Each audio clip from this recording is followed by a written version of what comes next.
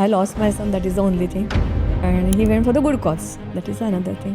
मी कधी विरोध तर केला नाहीच नाही, पण जेवढा पाठिंबा देता आला, त्याला तयार करता आलं आर्मीच्या दृष्टिकोनातून, तेवढं केलं. म्हणजे मला नात्यातलीच माणसं म्हणायला लागली की हो तू तुझ्या मुलाला मारलंस. आणि मग त्या दिवशी मला खरं पहिल्यांदा वाईट वाटलं. समोर बसून तो मला म्हणत होता, आई जर काही माझं झालंच ना तर तू एकच काम करायचंस, एक तर पहिल्यांदा कॅप्टनच्या आईस डोळ्यातून अश्रू काढायचे नाहीस, आणि दुसरं म्हणजे पण तुमचं ते आईचं आणि मुलाचं एक भावनिक नातं असतं नाही का, आणि अजूनही तुम्ही त्याच्याबरोबर आहात. पण त्याच्या डोळ्यात डोळे नाही बघू शकत, कारण मग मला असं वाटतं की त्याला दिलेला प्रॉमिस मी नाही टिकवू शकणार. पण विनय कॉम्बॅटमध्ये गेला की ॲक्च्युअल काय झालं होतं तिकडे? त्याला कॉम्बॅट म्हणजे नेमकं तिथे काय झालं, त्याचं जे युनिट होतं 31 मीडियम, त्याच्यावर क्लेम केला गेला की तुम्ही 35 काश्मीरी नागरिकांना मारलं, पण त्याच्यामध्ये एकही काश्मीरी नव्हता. काश्मीरमध्ये उर्दू शिकला तो. त्याला उर्दू का शिकवलं तर मशिदीमध्ये काय चालतं ते आपल्याला परफेक्ट कळावं म्हणून. मग त्यांनी जॉईन कधी केलं आर्मी? काश्मीर फाईल्स ज्या काळात घडत होतं त्या काळात तो काश्मीरमध्ये. पण मी त्याला म्हणायचे अरे तू असतोस कुठे रात्रंदिवस एवढा, तर त्याचं उत्तर ठरलेलं असायचं मिशन काश्मीर. 26/11 जे काही घडलं ना, त्याच्यानंतर सगळ्या हॉटेलची सिक्युरिटी जी टाईट आणि बदलली गेली, क्रेडिट गोज टू हिम. नमस्कार, मी डॉक्टर मंजिरी पुराणिक. सर्व काहीमध्ये पुन्हा एकदा आपलं खूप खूप स्वागत आहे. आमच्या लाडक्या गोरेबाई आणि शहीद कॅप्टन विनायकच्या आई वीरमाता अनुराधाताई गोरे आज आपल्याकडे आलेल्या आहेत. वीरगती प्राप्त झाल्यानंतर, कॅप्टन विनायक गेल्यानंतर खचून न जाता सैन्य दल आणि सैनिकांच्या शौर्यगाथा जगासमोर आणण्यासाठी त्यांनी आपलं आयुष्य समर्पित केलेलं आहे. आजच्या एपिसोडमध्ये त्यांना ज्या निरनिराळ्या प्रेरणा मिळतात, त्यांचा अभ्यास त्या करतात, आणि त्यांनी अनेक जी पुस्तकं लिहिली आहेत त्याच्या मागचा इतिहास त्यांनी खूप छान उलगडून दाखवला. तर असा हा एपिसोड फार स्फूर्तिदायी आणि प्रेरणादायक नक्कीच आहे. तर चला बघूया हा एपिसोड.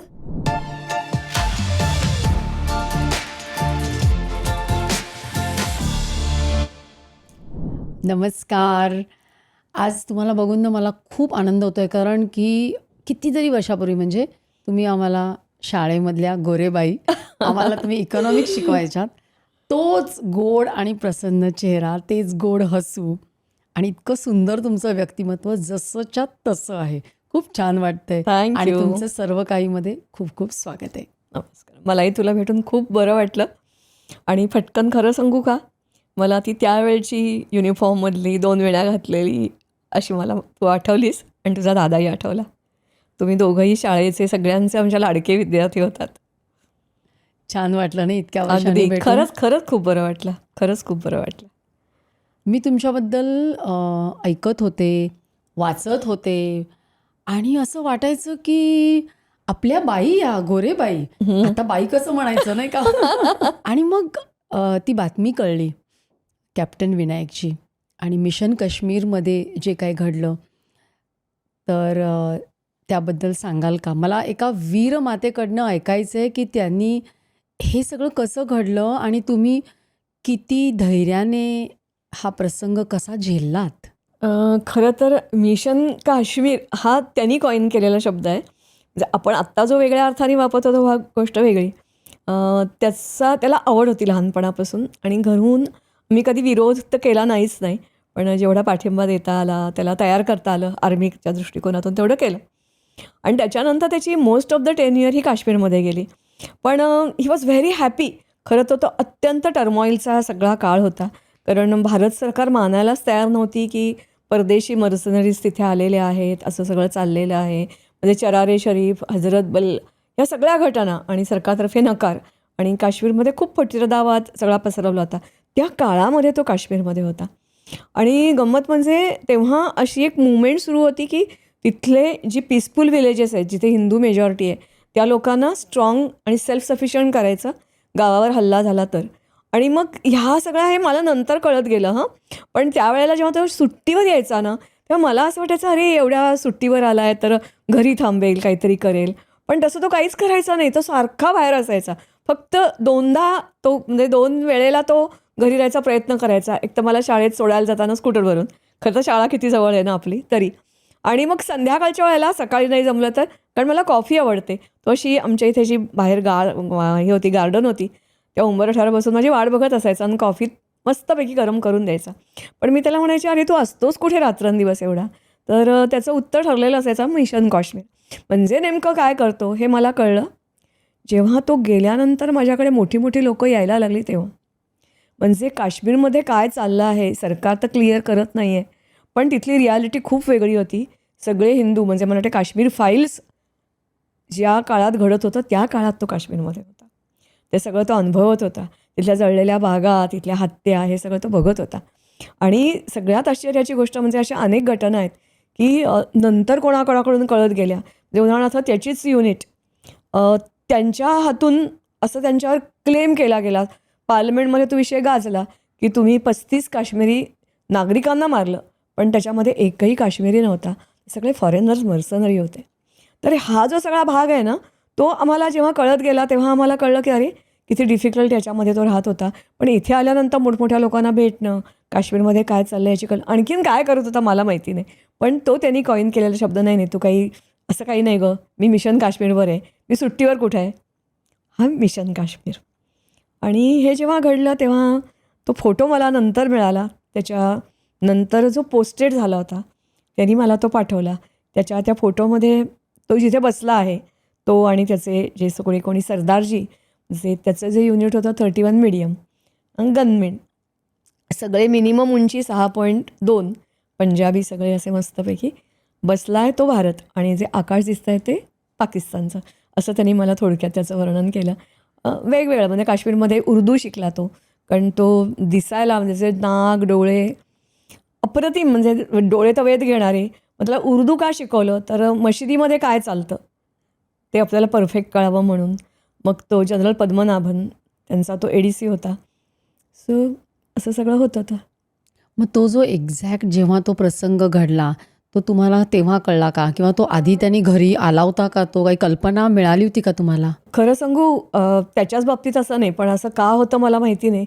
कारण नंतर मी जेव्हा अगदी पहिलं माझं पुस्तक होतं ना, वारस अभिमन्यूचं, तेव्हा मला हेच जाणवलं की अनेक जणं ना, कसं काय माहिती नाही, पण ते नुकतेच घरी येऊन गेलेले असतात. तसा हा घरी येऊन गेला होता 20 दिवस पूर्वी.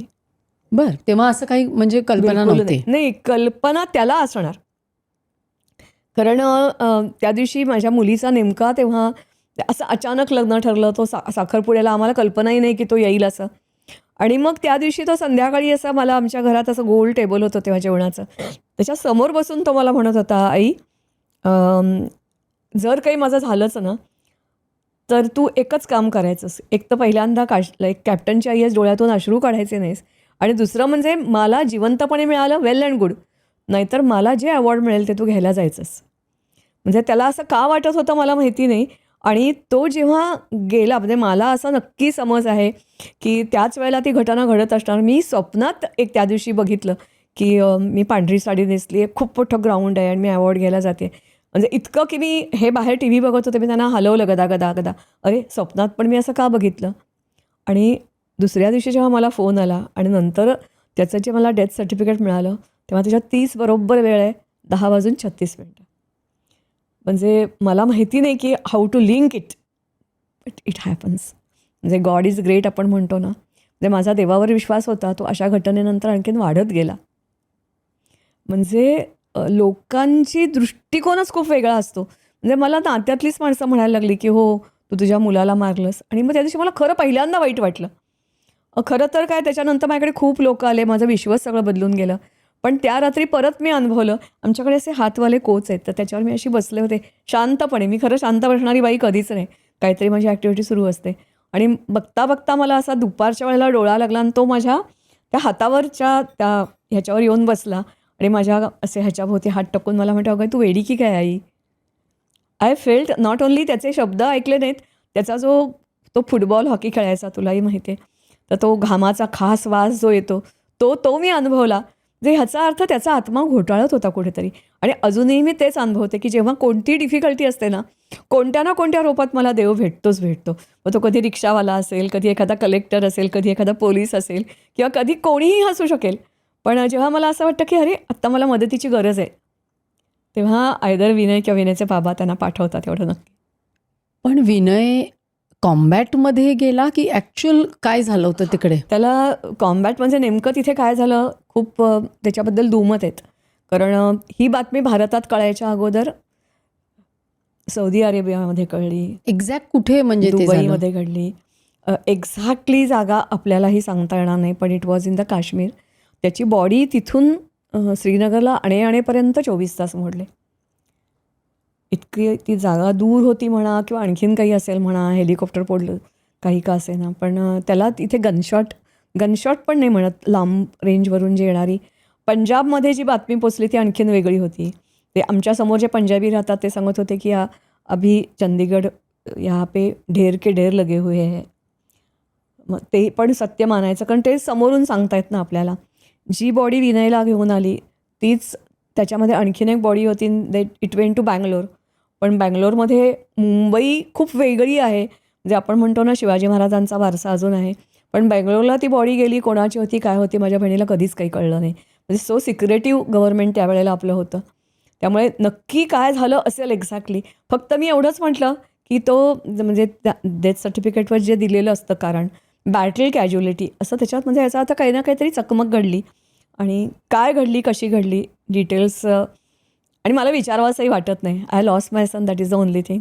And he went for the good cause, that is another thing. पण म्हणजे तेव्हा ॲक्च्युअल युद्ध किंवा युद्ध चालू होतं, चकमकी चालू होत्या? हां, आत्ता जसं म्हणजे मधल्या काळामध्ये स्टोन पेल्टिंग झालं, आता आणखीन काही झालं, त्याच्यापेक्षा पहिलं व्हर्जन होतं ते. पण सुरूच होतं ना, ते रोजच्या रोज सुरूच होतं. फक्त गव्हर्नमेंटच्या लेव्हलवर मान्य करत नव्हतं. अपोजिशन आवाज तेव्हाही उठवत होतं. आणि मी तुला म्हटलं तसं की तो बघत होता हे सगळं रोज घडताना. पण मग तो म्हणजे त्याला जे वीरमरण प्राप्त झालं ते म्हणजे आपल्या भारताच्या हद्दीतच झालं की भारताच्या हद्दीत झालं? भारताच्या हद्दीत. आणि मग तिकडे डेन्स फॉरेस्ट आहे आणि काश्मीर, आपण जे काश्मीर बघायला जातो ना, काय म्हणूया आपण टुरिस्ट म्हणून किंवा काय म्हणून, ते सगळं वेगळं असतं.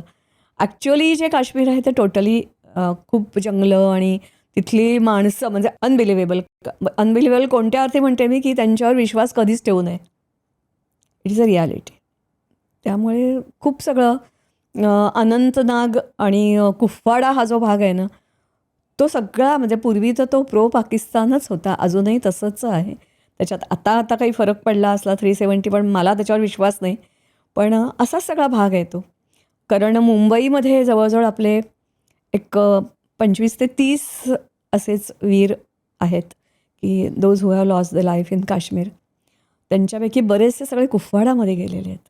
आता कुपवाडा हा काय म्हणूया आपण इल फेमस असा जिल्हा आहे खूप. तिकडे कुठेतरी झालं, आता ते कुठे झालं काय झालं ते एक्झॅक्टली कळायला मार्ग नाही. आणि ते फक्त ते ह्याच्यात सांगतात की एक आपला करगिलचा परमवीर चक्र विजेता मनोज पांडे, त्याचे आई वडील म्हणाले मला ती जागा बघायची, दाखवली. पण अजूनपर्यंत माझ्या रिअल लाईफमध्ये मी असं कोणाला भेटलेली नाही आहे की त्याने ती जागा बघितली वगैरे असं.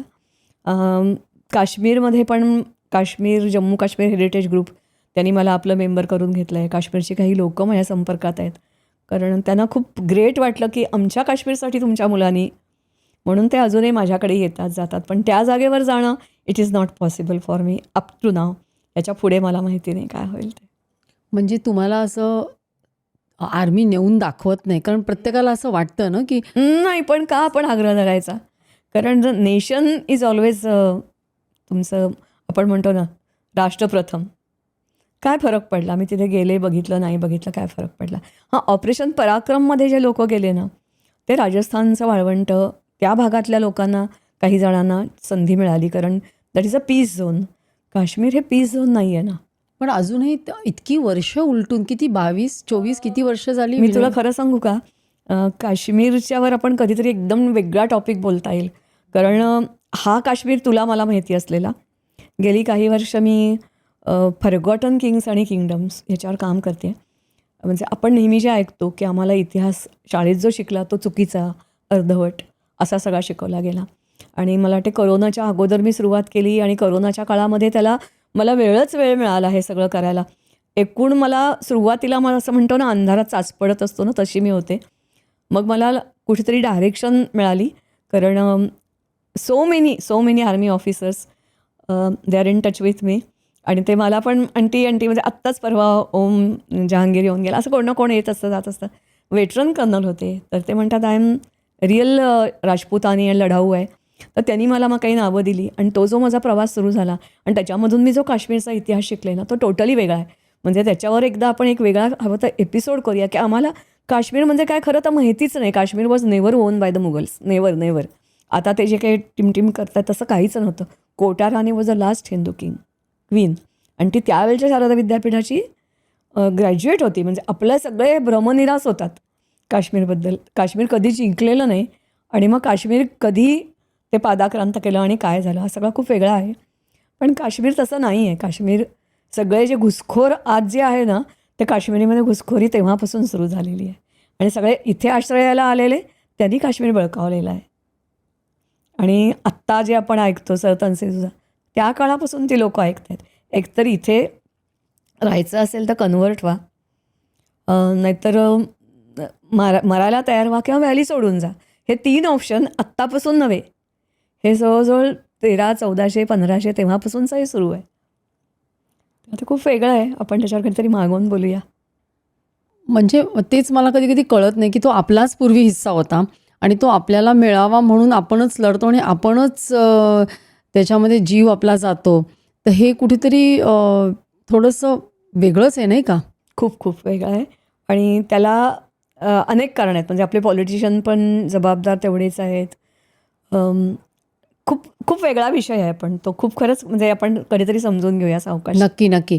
तर मला असं म्हणायचं आहे की लहानपणापासून आता हे सैन्यात जायचं म्हणजे कुठेतरी देशभक्ती असायलाच लागते की माझी भारतमाता, माझा देश आणि मला संरक्षण करायचं आहे. तर लहानपणापासून त्याच्यावर असे संस्कार तुम्ही मुद्दामून केले, त्याला बाळकडू पाजलं की ते उपजत होतं. म्हणजे त्याचा तो जो एक प्रवास आहे आर्मीत जाण्यापूर्वीचा, त्याच्या आधी तो कसा होता? तो खरं सांगू का, शाळेत आपल्याच होता तो. नटखट होता, खेळाडू होता. मी मूळची सातारची. सातारला आमचा वाडा म्हणजे आम्हाला अगदी पूर्वी शाहू महाराजांनी जेव्हा शहर वसवलं तेव्हा दिलेलं. तर आमच्या घरात एक पुण्याला नेणे घाट आहे, म्हणजे कोणीतरी घाट बांधणारे एवढे कोणतरी असतील सरदार वगैरे. त्यांचे जे जावई होते पेशव्यांचे घोरपडे, त्यांच्या शेजारी व्यंकटपुरा, त्यांच्यावर पडलेली पेठ आमची. तिथे आमचा वाडा, घरात तलवार वगैरे साताऱ्याला मिळाली. तर कुठेतरी आलेलं असेल ते, आय डोंट नो. आहे अजूनही तो वाडा? आत्ता रिडेव्हलपमेंट होतोय, पण नेनेवाडा म्हणूनच तो प्रसिद्ध होता. आणि कदाचित ते कुठेतरी बीज असेल. त्याच्यानंतर आपल्या शाळेमध्ये तर माहिती आहे तुला की मुद्दामून असं नाही, पण आपसुकच असं वातावरण असं होतं की देशप्रेम म्हणजे फक्त ह्याच्यातच जा असं नाही, कुठल्याही क्षेत्रामध्ये जाऊन देशाशी प्रामाणिकपणे राहून तू देशप्रेम, ते त्याच्यावर आपोआप संस्कार होत होते. पण त्याला कुठेतरी आतून वाटत होतं. आणि मग NCCमध्ये नॉर्मली खरं आपल्या शाळेत ट्रेंड असा आहे की 8 आणि 9मध्ये NCC मुलं नाही जाणार, खेळणार नाही. पण तो NCCमध्ये पण होता, फुटबॉल पण खेळत होता, हॉकी पण खेळत होता आणि इतक्या उत्तम प्रकारे की लोक म्हणजे त्याचे मित्र म्हणायचे की तो जर गेला नसता तर तो पेले झाला असता. आणि मग मला वाटते ती त्यांची ट्रॅडिशन कॉलेजला गेल्यावर पण राखली. आर्मीमध्ये गेल्यावर पण त्याच्या युनिटला कप मिळाला, हॉकीमध्ये हे मिळालं. सो त्याचा पिंड वेगळा होता. आणि दुसरं म्हणजे मला नेहमी म्हणावं लागेल की हे जसे खेळाचे संस्कार, मला वाटते तुला आठवतं की नाही मला माहिती नाही, पण एक भिडे सर म्हणून होते बघ, त्यांची व्यायामशाळा होती. हो हो हो. त्या शाळेत त्यांनी जायला कधी सुरुवात केली असेल तर KGमध्ये मॉन्टेसरीमध्ये जायच्या अगोदर तो भिड्यांच्या व्यायामशाळेत जायला लागला. आणि ते बऱ्याच मुलांचं सेकंड होम होतं, तिथेच ते मुलं पडलेली असायची. अगदी. आणि शाळेची विहीर, म्हणजे ह्या सगळ्या गोष्टी कुठेतरी त्याच्या मनावर. आणि नंतर NCCमध्ये मी जसं म्हटलं तसं की अपवाद असे असतात तसे विनय होता. पराग डोंगरे त्याच्या वर्गात होता, दिलीप पटवर्धन त्याच्या वर्गात होता. आणि तिघही जण म्हणजे परागनी आता VRS जाऊन खूप वर्ष झाली, तो विंग कमांडर, त्यांनी निवृत्ती घेतली. दिलीप होता, त्यांचं त्रिकूट होतं. दिलीप आता ब्रिगेडियर आहे, इंजिनियर होऊन तो गेलेला आहे तिकडे. तसा हा आहे नाही मदत.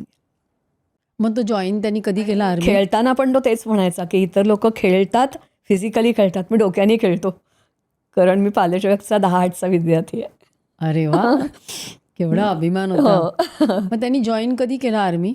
BCom झाल्या तो CA करत होता, पण CA करता करता त्याचं एम तेच होतं आणि म्हणजे तुला परत मला अगदी अभिमानाने सांगायला वाटेल की मुलं ना कॉम्पिटिटिव्ह एक्झामची खूप उगाचच अशी हाय खातात.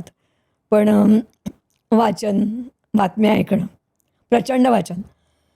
आणखीन मग ह्या सगळ्यातून काही झालं तरी कॉम्पिटिटिव्ह एक्झाम द्यायची. म्हणजे आपल्याला माहितीच नसतं की दिल्ली पोलीसची वेगळी भरती असते, नेपाळची वेगळी भरती असते, CBIची वेगळी भरती असते.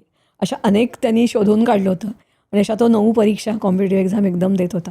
सगळ्या रिटर्न एक्झाम तो पहिल्या फटक्यात क्लिअर झाला आणि ह्याचं इंटरव्ह्यूचं पहिलं आलं त्याच्यात तो सिलेक्ट झाला. त्याच्या अगोदर नॉर्मली खूप मोठा गॅप जातो 9 महिन्याचा. त्याच्या अगोदर लोकं पुढची परीक्षा देऊन ठेवतात. कारण ती मेरिट लिस्ट असते. मला जायचं आहे म्हणून तुला कोणी घेणार नाही आहे. पहिल्यापेक्षा त्याचा पुढचा स्कोर आणखीन जास्ती होता. पण तोवर त्यांनी डेहराडून जॉईन केलं होतं. मग त्यांनी डेहराडूनला काय जॉईन केलं? IMA, Indian military academy. तर 1.5 वर्षाचा तिथे ट्रेनिंग असतं आणि मग तिथे तुम्हाला अगदी पहिल्या दिवसापासून यू आर अंडर ऑब्झर्वेशन की तुमचं व्यक्तिमत्व कसं आहे. कारण आपल्याला बरेच वेळेला गैरसमज असतात की फक्त बंदूक घेऊन लढणं म्हणजे आर्मी बिलकुल नाही. आजकाल तर सगळे टेक्नोसावी झालेले आहेत. तुमच्या पर्सनॅलिटीला सूट होईल असं कोणतं युनिट तुम्हाला द्यायचं. तसं ह्याला ते गन म्हणजे गन 31 मीडियम म्हणजे गन आणि तो जेव्हा होता त्या बोफर्स गन्स त्याच्याकडे होत्या. तर आता ती डिसमेंटल झाली आहे वेगवेगळ्या कारणासाठी, कारण खूपच सगळे चेंजेस होत आहेत. मग त्यांनी ते डेहराडूनचं जॉईन केलं आणि तिथपासून कॅप्टन हा त्याची निरनिराळ्या पोस्टिंग्सच्या तो आठवणी शेअर करायच्या का? म्हणजे त्याचं कसं झालं माहिती आहे का, कॅप्टन तो खूप लवकर झाला इतरांपेक्षा त्याच्या बरोबरीच्या. कारण असं असतं की पहिलं त्याचं पोस्टिंग झालं पंजाबात.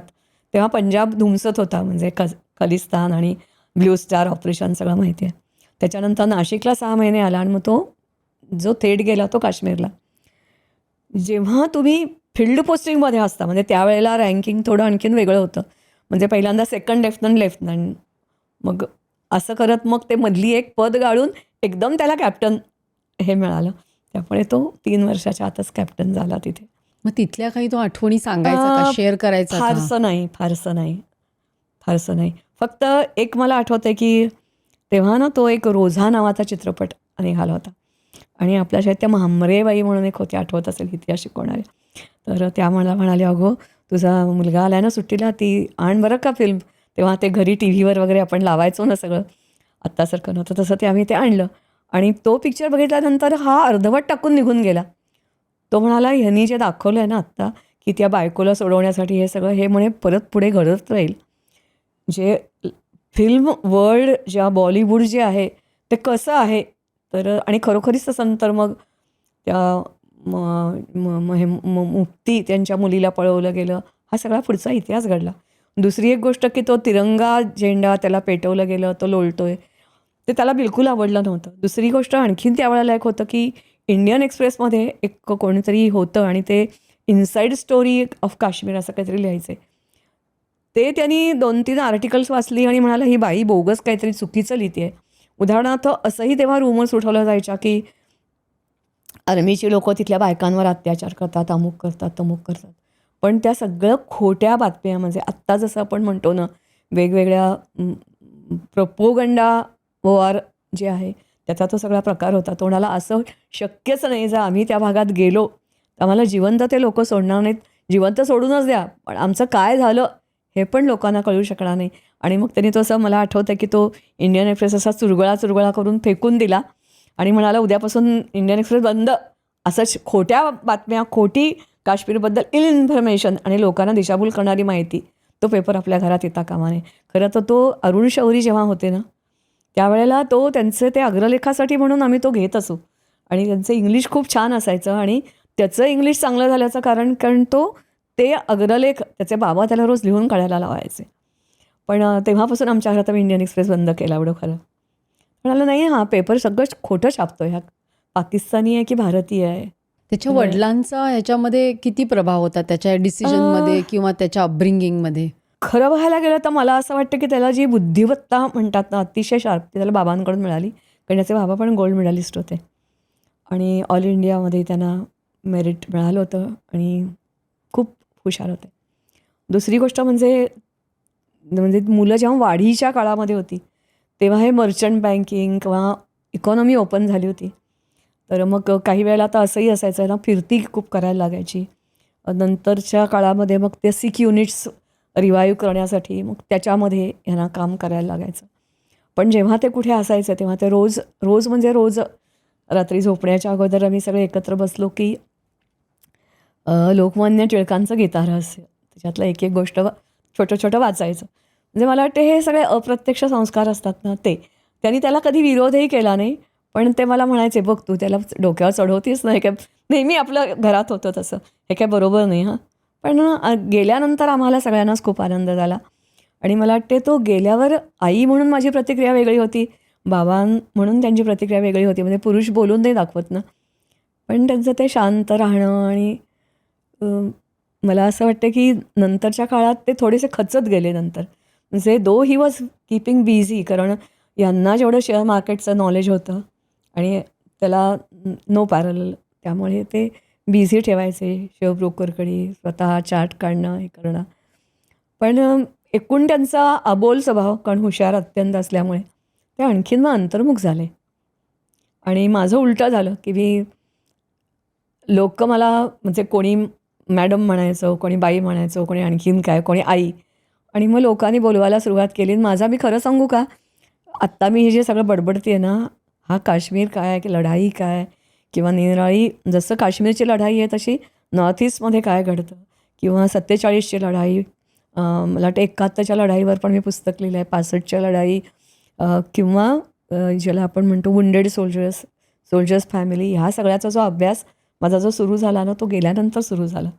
कारण दॅट टॉट मी की तुम्ही बोललात म्हणजे आपण म्हणतो ना उथळ पाण्याला खळखळ, तर लोक नाही ऐकून घेणार. तुम्हाला स्वतःला खूप नॉलेज हवं. आणि म्हणून मी आत्ताही तोच प्रयत्न करत असते की आय एम म्हणजे नाही, रिकामं राहणं नाही मला पसंत पडत. आय एम ऑलवेज बिझी दिस किंवा दॅट. आणि त्याच्यातूनच मग मी तुला म्हटलं तसं की मला कळलं की नाही नाही, इतिहास पण आपण खूप चुकीचा, आणि इवन बायकांना घराच्या बाहेर जायला परवानगी नव्हती, उंबरठा हे त्यांचं जग होतं, हे आपल्या डोक्यावर इतकं ठसवलं गेलं.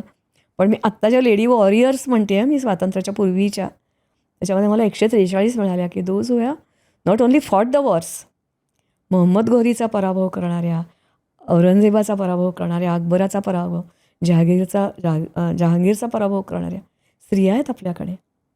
त्यांचे वेगळे टप्पे पाडता येतील की अगदी इतिहासातल्या स्त्रिया की ज्यांनी इतिहास बदलला टोटली. म्हणजे तुला आत्ता अक्षरशः खोटं वाटेल, पहिली लेडी बँकर म्हटलं की आपल्यासमोर कुठतरी आत्ताची नावं येतात. पण she was Bayaji Shinde from Satara. She married to Shinde family and she was the first lady banker who gave the loan to the British. हो. तसंच आपल्याला असेच वेगवेगळी माहिती मिळत जाते. ती म्हणजे जोधा अकबर. पण ती जोधा कोण? जोधा नावाचं कॅरेक्टर कधीच नव्हतं. हरेका, ती शेवटपर्यंत हरेकाच राहिली. ती कन्व्हर्ट कधीच झाली नाही. And she was the richest lady of that age. Merchant shipping तिच्याकडे कंपनी होती. म्हणजे असं खूप गोष्टी आहेत आपल्याला की चुकीच्या पद्धतीने आपण त्या सगळ्या गिळल्या, पचवल्या.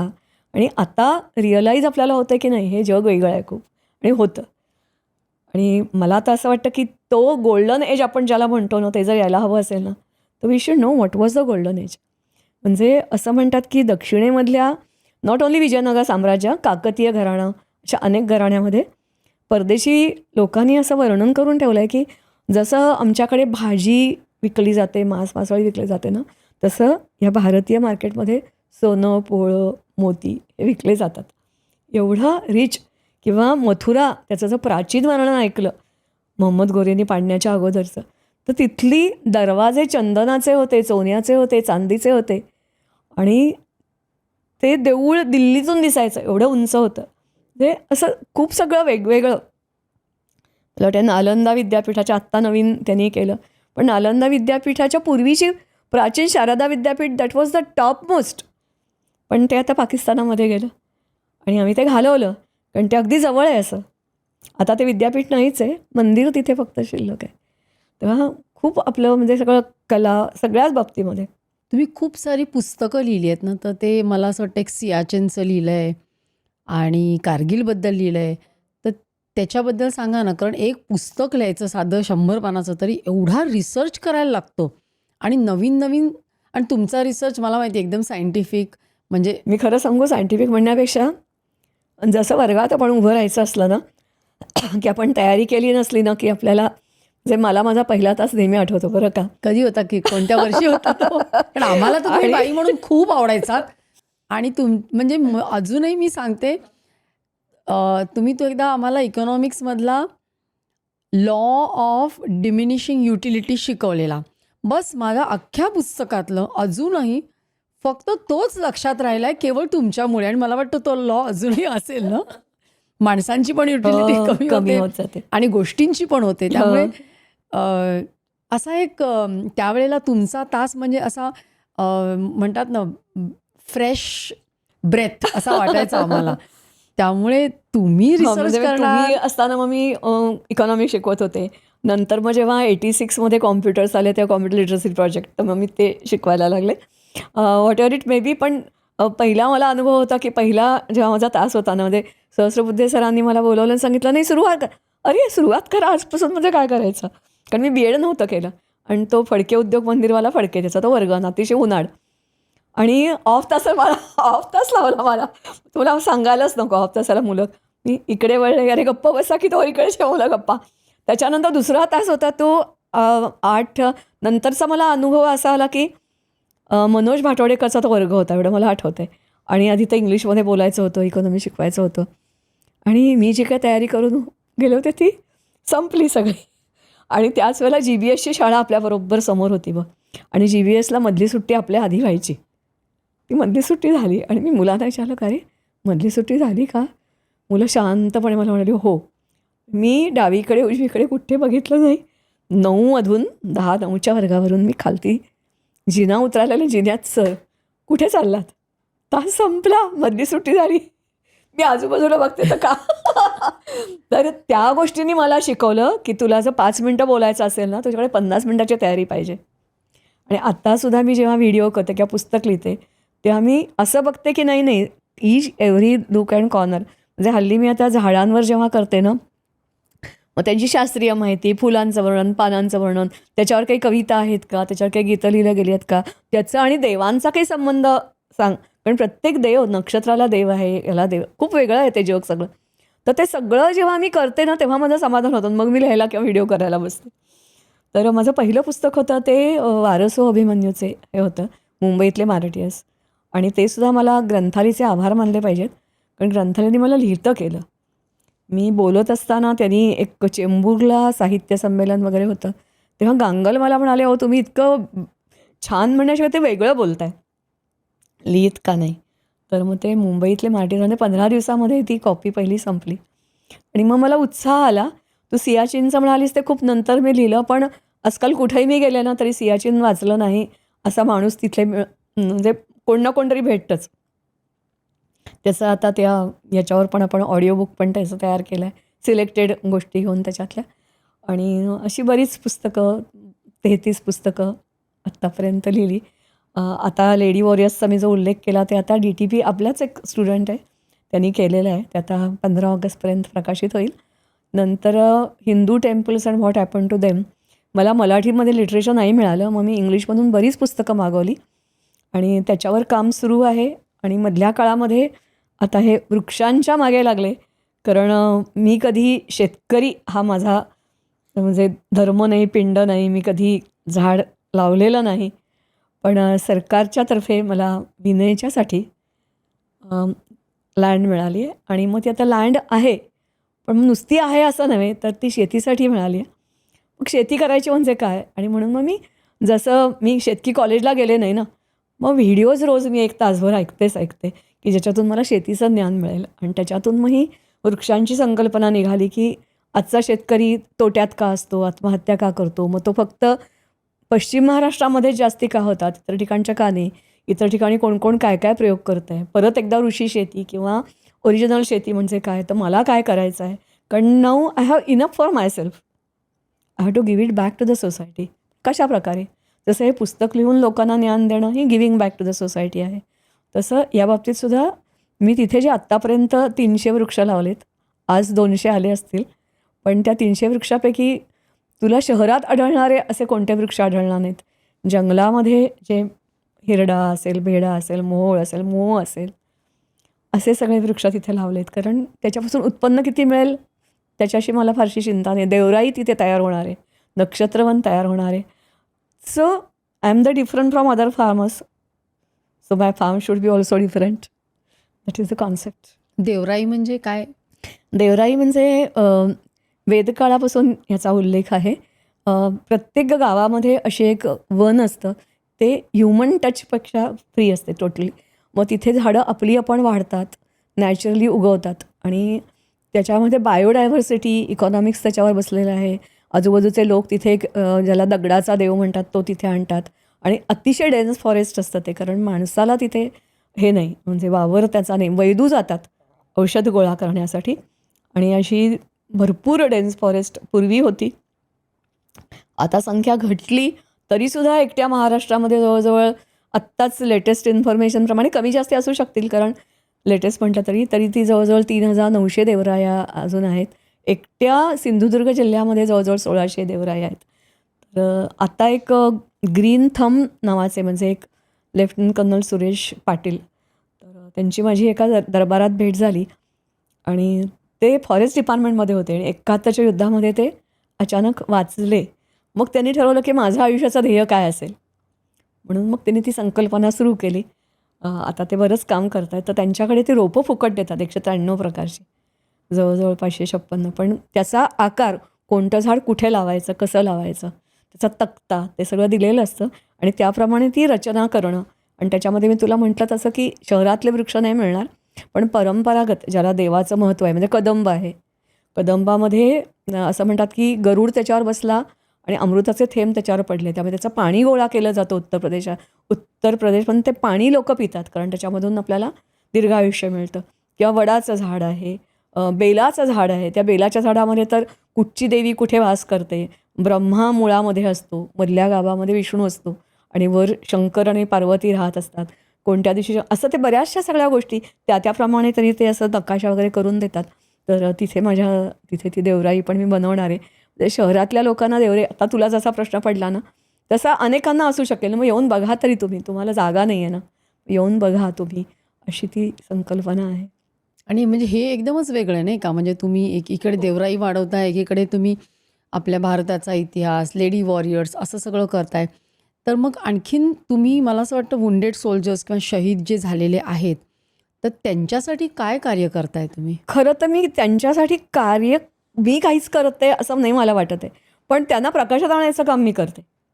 म्हणजे मी तुला आत्ता जसं मी म्हटलं ना की पहिलं जे माझं वारसो अभिमन्यूचं पुस्तक प्रकाशित झालं ना, लोकांना माहितीच नसतं की अरे मुंबईमध्ये एवढे मार्टियर्स आहेत. It's a fact. एवढंच कशाला की गोरेगावला मी एका कार्यक्रमात गेले होते आणि मी त्यांना म्हटलं की सांगा नावं इथले तुमचे हुतात्मे, कोणी शहीद म्हणतात, हुतात्मे किती आहेत, काय आहेत. तर त्यांनी ते फक्त तो ह्यांचा पोलीस याच्यामध्ये आपले गेलेलं त्यांचं नाव सांगितलं. पण म्हटलं no I am not talking about police, I am talking about, कारण गोरेगावमध्ये मॅक्झिमम नंबर ऑफ द हो खांबेटे म्हणून एक आहे, राजेश नायर, मेजर राजेश नायर आणि सुब्रमण्यन, तो लेफ्टनंट सुब्रमण्यम, हे तिघंजणं गोरेगावचे आहेत. पण हे नंतर आणखीन एक सावंत म्हणून एक शिपाई, 4 गोरेगावचे गेलेले, पण लोकांना माहितीच नसतं काही. त्यामुळे मग गरजेचं आहे हे सगळं की, आणि त्यांनी काय केलं हेही माहिती नसतं. म्हणजे सोल्जर तिथे आहे सीमेवर, पण काय करतो, म्हणजे आता आपल्याला जरा तरी कळतं, कारण मीडिया बरंच काही करतो. पण मीडियाच्याबद्दल सुद्धा म्हणजे आपण न बोललेलं बरं, पण कळतं आपल्याला. पण ॲक्च्युअली तिथे काय, कोणत्या संकटाला. आणि दुसरं कसं असतं बघ, म्हणजे 71मध्ये मला मॅक्झिमम स्टोरीज मिळाल्या, माणसं भेटली.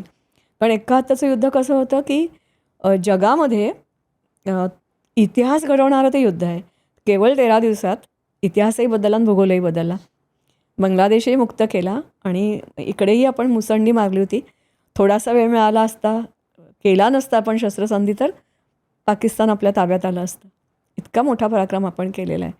पण त्या ठिकाणी मग पराक्रम केला म्हणजे नेमकं हे सांगून एका वाक्यात झालं ना, पण तिथला मोर्चे किती होते, तर शेकडो मोर्चे उघडले होते. तर शेकडो मोर्चांवरचे प्रत्येक युनिट वेगळं होतं, प्रत्येक सैनिकाची गोष्ट वेगळी होती, प्रत्येकाची कथा वेगळी होती.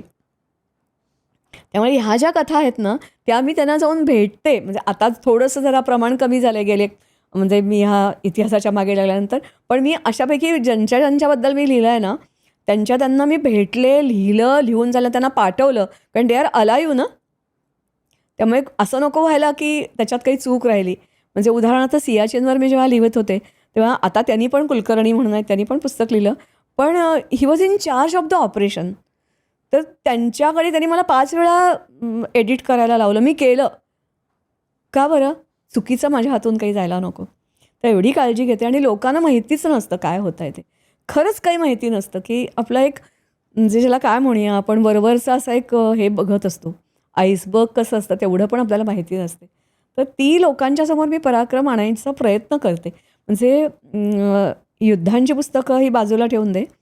पण नुसत्या शौर्यकथा म्हणजे विवेकानंद केंद्रासाठी भाग 1, 2, 3, 4 5वा माझा थोडासा रखडला आहे. त्याच्यानंतर नुसत्या शौर्य नावाचा आपलाच शाळेतला एक विद्यार्थी जोशी तो माझ्या मागे लागला की बाई मला काहीतरी द्या. मग त्याच्यासाठी शौर्य ते वेगळं लिहिलं. त्याच्याशिवाय त्याच्याही पूर्वी ग्रंथालिनी म्हणजे त्याच्यामध्ये पण मला वाटते मी जवळजवळ अशा 250 जणांच्या मुलाखती घेऊन अशा छोट्या छोट्या गोष्टी त्याच्याबद्दल लिहिलेल्या आहेत. चंद्र सूर्य नांदो. तर एवढ्या सगळ्या गोष्टी गोळा केल्या, लोकांना भेटले आणि मग मला असं वाटलं की yes at least I have done something. म्हणजे त्या अपंग जवानांना मी जेव्हा भेटले काही वेळेला असं होतं की मला समोरून ऑफर येते. म्हणजे उदाहरणार्थ जेव्हा अपंग जवान वर्ष होतं त्यावेळेला मला आर्मीनी सांगितलं गेलं की त्याच्यावर तुम्ही का नाही लिहित. मग आता तो डेटा आणणार कुठून, मला अपंग जवान भेटणार कुठून. तर मग पुण्याचं त्यांचं जे सेंटर आहे दोन्ही आहे, पॅराफेजिक होम पण आहे आणि क्वीन्स मेरी टेक्निकल इन्स्टिट्यूट, त्यांनीच मला सगळा डेटा दिला. दुसरं माझं लिखाण लोकांना म्हणजे परफेक्ट असतं असं मी का म्हणते, तर जेव्हा मी कारगिलवर लिहायला सुरुवात केली तेव्हा आर्मीच्या कुलाबा सेंटरकडून मला 4-5 पुस्तकं ऑथेंटिक मिळाली. सो माझं लिखाण ऑथेंटिक असतं असं कदाचित ह्युमन एरर असूही शकेल, नाही असं नाही.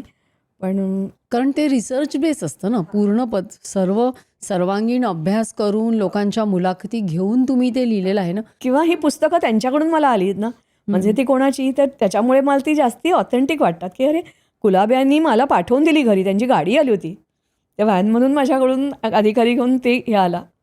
आणि मला असं वाटतं, मी तुला खरं सांगू का, आत्ता म्हणजे 75 वर्ष जेव्हा पूर्ण झाली ना तेव्हा सगळ्यांकडे अजून पोचलीत की नाही मला माहिती नाही, पण मोदींची सही असलेलं एक मोठंच्या मोठं असं छान हे आहे, काय म्हणूया त्याला, मानपत्र नाही म्हणता येणार त्याला, पण 75 साली वी रिमेंबर यू अशा प्रकारचं एक आहे. मी तुला पाठवीन त्याचा फोटो.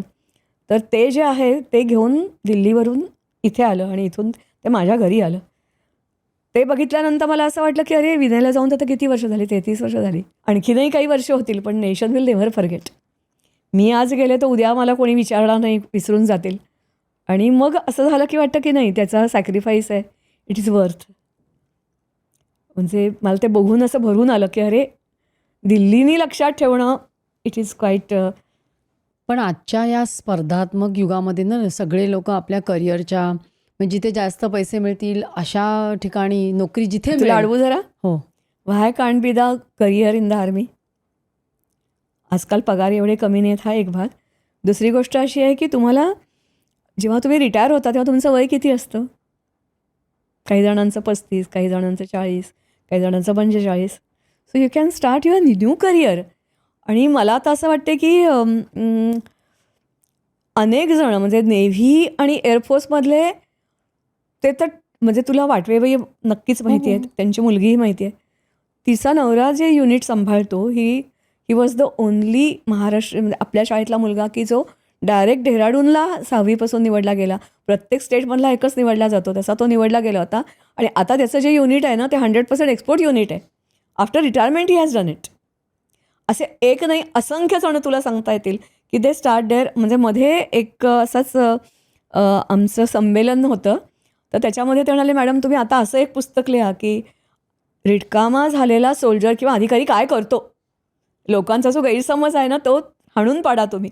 कारण तिथे एक साधा शिपाई म्हणून रिटायर झालेला, त्याची एक कंपनी आहे पुण्यात, पण त्याच्या कंपनीवर 12 डायरेक्टर जे आहेत ना they were all army officers. आणि एकाच्या आता त्याच्या किती झाल्या असतील काय मला माहिती नाही, कारण त्यांचं इट इज नॉट ओन्ली म्हणजे ते सांगतात की लष्करातले सगळे गुण त्याच्यात आलेले आहेत, त्याच्या पलीकडे काहीतरी तुम्हाला म्हणजे कधी एक छोटासा एम्प्लॉई म्हणून जरी तुम्ही तो ठेवलात ना तरी तो 100% नाही, 100% much better than other employees. So मिळतात सगळ्यांना जॉब्स मिळतात कुठे ना कुठेतरी. काही जण तुला इतर प्रायव्हेट क्षेत्रामध्ये काम करताना दिसतात, कोणी स्वतःचा उद्योग, त्यांना ट्रेनिंग दिलं जातं. त्यांना जर समजा हे करायचं असेल तर MBA करायचं आहे, आणखी काही करायचं आहे. म्हणजे मला असं वाटतं की राहुल यादव आपल्याकडे होता. 26/11 जे काही घडलं ना त्याच्यानंतर सगळ्या हॉटेलची सिक्युरिटी जी आत्ता टाईट आणि बदलली गेली, credit goes to him. He retired from the 5 वर्षाचं त्यांनी फक्त 5 वर्षाची सर्व्हिस केली होती आर्मीमध्ये. त्यांनी रिटायर ॲज अ कॅप्टन म्हणून म्हणजे कारण तो OTA मधून गेलेला होता. पण त्या 5 वर्षांनी त्याला काही जे दिलं असेल ना काउंटलेस. तेव्हा खूप काही त्या काळात ते शिकतात आणि मग पुढे आल्यानंतर आपलं आपण भरपूर काही काही करू शकतात. तेव्हा आपल्या मनातला हा गैरसमज आपण आधी काढून टाकूया. दुसरी गोष्ट म्हणजे असं नाही आहे ना की म्हणजे इतर विनयच्याच वयाच्या बरोबर राजन जोशी आपल्या शाळेमध्ये होता, तो कॅन्सरनी वारला. त्याच्या पालकांना काय मिळालं as against it as captain's mother what I am getting. Army takes full care of full care. कुठेही काही कमी त्याच्यामध्ये राहत नाही की जे इतरांना नाही होऊ शकत. It is some different world की ज्याला आपल्याला आणखीन परिचय करून घ्यायची खरं गरज आहे. पण तुम्ही म्हणालात की आर्मी टेक्स केअर म्हणजे नक्की काय करते आर्मी? एकतर मेडिकल आम्हाला फ्री असतं टोटली. जर बॅटल कॅज्युअलिटी असेल तर त्याचा लास्ट प्रकार जो असतो तो बायको असेल तर प्रोटेक्ट केला जातो. आईवडिलांना 60% दिला जातो. इतर कुठेही तुम्ही जर गेलात तर असं नाही होऊ शकत ना. दुसरी गोष्ट म्हणजे आत्ता जरा प्रमाण थोडं कोविडनंतर सगळं बदललं गेलं आहे. पण त्यांच्यासाठी स्त्रिया म्हणजे ज्या मुली असतात त्यांना नोकरी परत मिळवून देण्याचे प्रयत्न केले जातात. असं बऱ्याच काही त्यांच्या मुलांसाठी हॉस्टेल्स आहेत प्रत्येक ठिकाणी. ते प्रत्येक जिल्ह्यामध्ये मुंबईमध्ये 2-2, 3-3 हॉस्टेल्स आहेत. मुलींचं हॉस्टेल कुलाब्याला आहे, बँड्राला आहे, मुलांचं आहे. तिकडे अगदी म्हणजे 6,000मध्ये मुंबईमध्ये तुला पूर्ण फॅसिलिटी राहायला मिळतं, जेवण खाण इन्क्लुडेड. हे इतरांना नाही ना हे अवेल होत. तर अशा असंख्य गोष्टी आम्ही करते. सैनिक कल्याण केंद्र असतं, आमचे काही प्रॉब्लेम्स असतील तर आम्ही त्यांना ॲप्रोच करू शकतो. असं बऱ्याच गोष्टी की ज्या इतर ठिकाणी नाहीत. आणि मुख्य म्हणजे मी तुला म्हटलं तसं की तो जो एक बॉन्ड असतो ना तो खूप वेगळा असतो. म्हणजे मला वाटते विमानाने प्रवास आपण सगळीच करतो नाही का, आणि बरेच वेळेला आपण रिव्हीलही करत नाही की मी कोण आहे काय आहे. पण असं झालं की डेहराडूनला आम्ही चाललो होतो आणि डेहराडूनचे त्याची जी बॅच होती त्याला 25 वर्ष जेव्हा पूर्ण झाली त्यांची एक प्रथा आहे, त्यांनी एकत्र जमायचं. तसं त्यावेळेचं तिकीट माझं त्या लोकांनी बुक केलं होतं, म्हणजे त्याच्या कलिग्सनी बुक केलं होतं. मी बॉम्बे एअरपोर्टला पोचले. आणखीन तसं मला माहिती नाही पण माझ्या मोबाईलवर ते तिकीट ओपन नव्हतं होत. तर त्या मुलीने मला विचारलं, नाव काय मॅडम, तुम्ही काय शोधताय? तर मी तिला म्हटलं, गं काहीतरी माझा घोळ झाला आहे गं, मी काही एवढी टेक्नोसावी नाही. तर ती म्हणाली, नाव काय तुमचं सांगा मला. तर मी म्हटलं अनुराधा गोरे. तर ती मला म्हणाली, थांबा तुम्ही काही इथे थांबू नका, चला माझ्याबरोबर. आणि आत मी जेव्हा एअरपोर्टवर गेले तेव्हा ते मला कळेच ना काय होतं आहे ते, कारण सगळे कॅमेरे बिमेरे सगळे घेतलेले. कोणी त्या ह्यानी आम्ही गेलो होतो इंडिगोनी, त्यांनी मला लगेच शालबिल घालून स्वागत केलं. मग आम्ही जेव्हा फ्लाईटमध्ये गेलो तेव्हा फ्लाईट सुरू व्हायच्या वेळेला सगळ्यांना सांगितलं गेलं की today we have a special passenger with us, stand up and give her the standing ovation. आणि मग she is the mother of captain Vinayak Gore. मला वाटते हे जे सगळं असतं ना की त्याचे मूल्य जे आहे ना ते पैशात नाही करता येणार. खूप सुंदर तुम्ही सांगितलं आणि अशा वेळेला अभिमान वाटतो नाही का? हो. इव्हन त्यांना जो तिरंगा पांघरलेला असतो ना तो तिरंगा आपल्या घरी देतात ते. आणि अनेकांनी म्हणजे मला वाटते कविता गाडगीळ कदाचित माहिती आहे, त्यांनी खूप मोठी फाईट दिली होती. अशा अनेकांनी तो तिरंगा घरात असा तिरका लावून ठेवलेला असतो. का बरं? तो तिरंगा सिम्बॉलायझेस की तिरंगा नेहमी असा आहे ना, तो असा का झाला? त्या तिरंग्यासाठी ज्यांनी प्राण दिला त्याच्यावर काश्मीर टू कन्याकुमारी आणि north east to Rajasthan and Gujarat whole nation त्याला सॅल्यूट करत आहे आणि त्याच्यासाठी म्हणून तो नमला आहे तिरंगा. तर हा जेव्हा आपल्याला अर्थ कळतो ना तेव्हा त्या तिरंग्याचं मूल्य आपल्याला कितीतरी मच मोर दॅन नॉर्मल तिरंगा असं वाटायला लागतं. अशा असंख्य गोष्टी आहेत. आणि मला असं वाटतं की जेव्हा आपण ह्या गोष्टी सांगू ना, तेव्हा तरुण पिढीचा लष्कराकडे बघण्याचा दृष्टिकोन बदलेल चिकार. तुम्हाला असं वाटतं का की काही काही देशांमध्ये म्हणजे सिंगापूरमध्ये वगैरे कंपल्सरी असतं येस. 2 वर्ष काम करायला हवं, तसं आपल्या देशात व्हावं का आणि घडेल का? घडेल का ते नाही सांगता येत. कारण व्हायला हवं. कारण मला असं वाटतं आत्ता म्हणजे अगदी पुण्याला तो मुलगा आता सुटला. तुला माहिती आहे ती कोणत्याबद्दल मी बोलते केस, दारू पिऊन पार्टी करणं वगैरे हे जे सगळे प्रकार आहेत ना, एकतर आपण आपल्या कल्चरपासून खूप दूर गेलो म्हणून. आणि लष्करामध्ये जी शिस्त असते ना, ती शिस्त जर मानवायला हवी असेल ना, तर कंपल्सरी म्हणजे तुम्ही लष्करातच जायला पाहिजे असं नाही. कारण इथलं जे टफ जीवन आहे, प्रत्येकाला तू तर डॉक्टर आहेस, तुला माहिती आहे की सगळ्यांना ते झेपेल असं नाही. मग अशा मुलांनी खेड्यात जावं, खेड्यामध्ये काम करावं, वस्तीमध्ये जावं, वस्तीमध्ये काम करावं. पण कुठेतरी तुम्हाला अनुभव आल्याशिवाय तुम्ही उगाचच आपलं काही नाही म्हणून मग 10वी झालं की 12वी, 12वी झालं की ग्रॅज्युएट झालं की आणखीन काही करता. तर प्रत्येक टप्प्याटप्प्यावर तुम्ही समाजाशी जोडून घेणं. कारण समाज हा शेवटी काय आहे की म्हणजे मला असं वाटतं की मी मी पहिल्यांदा पालदेशमध्ये होते. तिथला विद्यार्थीगण त्यांचे पालक वेगळे होते. मी पोद्दारमध्ये गेले. तिथे मला आणखीन वेगळे पालक भेटले. कारण मी पोद्दारमध्ये राजाराम मराठी शाळेमध्ये शिकवत होते आणि माझ्याकडे येणारी मेजॉरिटी ऑफ द मुलं झोपडपट्टीमध्ये राहणारी होती. त्यांनी मला खूप वेगळं विश्व शिकवलं.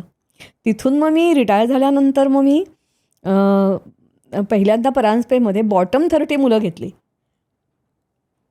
की येत नाही असं कसं, म्हणजे it was a shock for me. येत नाही कसं, कारण पोद्दारमध्ये मी ते बघित होतं की 5वीत माझ्याकडे मूल येतं आहे पण त्याला लिहिता वाचता येत नाही. So I started that project. आणि मग त्या परांजपेमध्ये माझ्या परत वेगळ्या प्रकारचा सगळा माहोल समोर आला. आणि गेली काही वर्ष मी आता त्याच्यानंतर सायंटिफिक टॉईज शिकवते मराठी मीडियमच्या शाळेमध्ये. इंग्रजी माध्यमाच्या शाळेमध्ये मी फक्त शिबिरं घेते. त्यावेळेला मला जी मुलं आत्ता मराठी माध्यमात जी शिकत आहेत ती दिसली की मला आणखीन वेगळं काहीतरी शिकायला मिळतं. कारण गेल्या वर्षी अशी मला मुलं मिळाली, मुंबईतली मुलं की ज्यांनी सूर्योदय कधी बघितलेला नाही, सूर्यास्त बघितलेलाच नाही.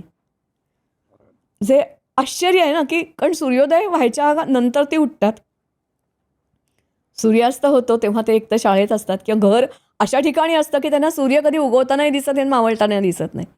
म्हणजे अशी जर स्थिती असेल तर मग मला ते नवीन काहीतरी, मग मी मुद्दाम त्याच्यावर व्हिडिओ केला. मग त्याच्यावर असं एक आम्ही हे बनवलं की उगवता सूर्य कुठे आहे, मग तो पूर्वेला असतो, मग त्याचा रंग कसा असतो. मग माझ्याकडे पंच आहे, त्याच्या साह्याने मग मी एक लँडस्केप बनवून घेतलं प्रत्येक मुलाकडून. सो हे सगळं वेगळं वेगळं जग आणि वेगवेगळं जग आहे. पण ते जग आपल्याला जोपर्यंत कळत नाही ना, तोपर्यंत खूप आपण अज्ञान, आपल्याला कळत जातं की आपण किती अज्ञानी आहोत ते. जसजसं आपण नवीन नवीन जग बघतो. आता तर माझं जग आहे तर मला खेड्यातली लोकं, त्यांचा अशिक्षितपणा, आदिवासी, टोटल भ्रमनिरास. मग तिथे गेल्यानंतर मला जाणवतं की अरे माझ्या म्हणजे आधी बोर्डात आलेल्या मुलाला पण जमणार नाही ते काम सहजपणे ते आदिवासी मुलगा पटपट पटपट पटपट करतोय. कारण त्याला संधी मिळाली नाही. पण प्रत्येकाकडे 2 व्हीलर आहे, 4 व्हीलर आहे, त्याचं छोटी छोटी जमीन असली तरी तो खूप छान त्याला माहिती आहे. आणि अतिशय वेगळ्या प्रकारचं जीवन ते लोकं जगत आहेत. पण रिच कल्चर आहे त्यांचंसुद्धा. तर मला असं वाटतं की देवाने मला खूप भरभरून काही काही आयुष्यात दिलं आणि असं वेगवेगळ्या प्रकारचं जग बघायची मला संधी दिली. सातारचं वातावरण वेगळं. मग मी शिवाजी पार्कला गेले. शिवाजी पार्कला आता मला वाटतं एकदम टोटली सगळा वेगळा ॲम्बियन्स. बरोबर शिवाजी पार्क आता जो माईसाहेबांचा तिथे जो त्याच्याबरोबर माझ्यासमोर माझ्या सरसऱ्यांचं तिथे घर होतं. आणि समोर सगळं म्हणजे तो सगळाच तो भाग सगळा वेगळा होता. खूप व्हरायटी आणि व्हेरीड लाईफ मी जगले. आणि मला वाटते ह्या सगळ्याच्या शिरपेचावर तुरा म्हणजे मी कॅप्टन विनायकची आई ही जी माझी ओळख आहे. तर मला कोणी कोणी विचारतं बाई तुमची कशी ओळख करून देऊ. मग मी त्यांना सांगते की कशीही द्या. मग मी लेखिका खूप असतात, मुख्याध्यापिका खूप असतात, खूप जणं असतात ना अशी काय काय वेगळं करणारी. पण कॅप्टनची आई आहे असं फार थोडी असतात. ती मी आहे. तेव्हा तुम्हाला वाटणार नाही ना काही. म्हटलं ना it is a fact, I have accepted it. ते विनयच्या फोटोसमोर मी कधी बसू शकत नाही, त्याच्या डोळ्याला डोळा भिडवू शकत नाही.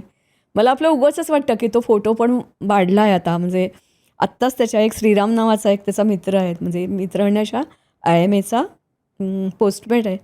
तर त्यांनी त्या कोर्समेटने आत्ताच मला फोटो पाठवला. Today is the date. 33 years झाले की 33 इयर्स बॅक आम्हाला ते हे मिळालं होतं. ज्याला स्टार लावणं म्हणतात, पासिंग आउट परेड झाली होती. तर ते पासिंग आउट परेड बरोबर 33 वर्ष आज झाली असं त्यांनी तो फोटो पाठवला होता. पण मला त्या फोटोमध्ये अजून तो वाटतो की नाही तो 26 वर्षाचा इतरांना तो वाटतो, पण मला तो 26 त्याचं वय वाढतं आहे असं मला उगाचच वाटतं. खरं खोटं मला माहिती नाही. कारण तुमचं ते आईचं आणि मुलाचं एक भावनिक नातं असतं नाही का, आणि अजूनही तुम्ही त्याच्याबरोबर आहात. होय, होय, होय, होय, होय. पण त्याच्या डोळ्यात डोळे नाही बघू शकत. म्हणजे मी त्या समोरच्या कोचावर जरी बसले ना, तरी अशी समोर मान वर करत नाही माझ्याच्याने होत. कारण मग मला असं वाटतं की त्याला दिलेला प्रॉमिस मी नाही टिकवू शकणार. म्हणजे मी त्याला म्हटलं होतं ना, की नाही मी डोळ्यातून अश्रू काढणार. ते मला नाही म्हणजे घराच्या बाहेर भले मी आव आणते, पण मला नाही जमत ते. पण तुम्ही सतत काहीतरी म्हणजे सतत नवीन करताय, रिसर्च करताय. आता झाडांचं कार्य तुम्ही सुरू केलेलं आहे. तर ही प्रेरणा विनायक देतो का? असणार. किंवा मला असं वाटतं बरेच वेळेला विनय तर असणारच असणार. पण देव ना आपल्याला जन्माला घालताना आपल्याला काय नक्की दिलं आहे, आपल्या पोतोडीत त्यांनी काय काय भरलं आहे, जो तुम्ही व्हेंचर आउट करत नाही ना तोपर्यंत तुम्हाला काहीच कळत नाही. आणि संधी आली की ती सोडायची नाही, एवढं मात्र नक्की. खूप छान. तुमच्याशी गप्पा मारताना म्हणजे आज इतक्या वर्षानंतर आपण भेटलो आणि इतकं काही म्हणजे तुम्ही इतकं प्रेरणादायी कार्य करताय की, आणि या वयात एवढ्या उत्साहाने करताय. खूप छान वाटलं. तुम्ही इकडे आलात त्याबद्दल खूप खूप धन्यवाद. Thank you so much. आणि मी तुम्हाला आणखीन एक सांगू का, तुम्ही विद्यार्थी ही पण माझी एक प्रेरणास्थळ आहे बरं का. कारण कितीतरी वेळा म्हणजे त्या समोरच्या मुलगा तो बदललेला असतो, मुलगी बदललेली असते आणि मग ती सांगते मी कोण आहे, काय आहे. आणि कित्येक वेळेला तर असं होतं की ती जी काही सांगत असते ना, कोणत्या फील्डमध्ये काम करते, ते माझ्या डोक्यावरून जातं बऱ्याच वेळेला. तरी मी म्हणते की अरे बापरे, माझे विद्यार्थी आज इथे पोचलेत. So it is a very pride feeling. आणि मला वाटते तुमच्याकडून आम्ही कायमच अशी उलटी प्रेरणा आपण दोन्ही जे म्हणतो तो आम्ही घेत राहू. मलाही खूप बरं वाटलं आणि छान वाटलं तुझ्याशी बोलून. Thank you so much. खूप छान वाटलं. परत भेटूया. मला परत भेटायला नक्की आवडेल आणि परत वेगळ्या प्रश्नावर तुमच्याकडून अगदी मला बरोबर. माहिती मिळाली तर जाम मजा येईल. तर दर्शक हो, आमच्या बाई म्हणजे अनुराधाजी गोरे बरोबर गप्पा मारताना खूप मला स्वतःला स्फूर्ती मिळाली आणि बरंच काही प्रेरणा देणारं असं ठरलं. तुम्हाला हा एपिसोड नक्की नक्की नक्की आवडला असेलच. लाईक करा, शेअर करा, सबस्क्राईब करा. आणि तुम्हाला जर अनुराधाताईंना काही प्रश्न विचारायचे असतील तर नक्की कॉमेंट्समध्ये लिहा. पुन्हा भेटूया पुढच्या एपिसोडमध्ये सर्व काहीमध्ये.